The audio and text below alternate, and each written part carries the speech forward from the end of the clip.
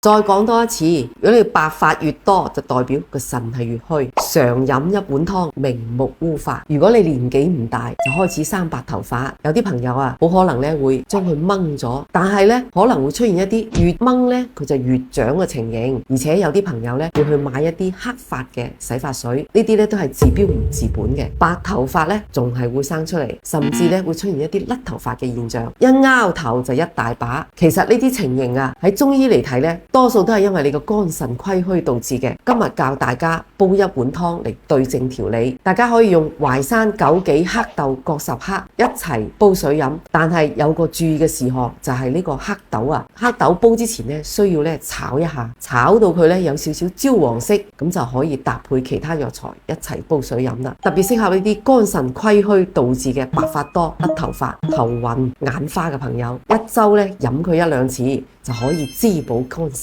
大家記低未呢？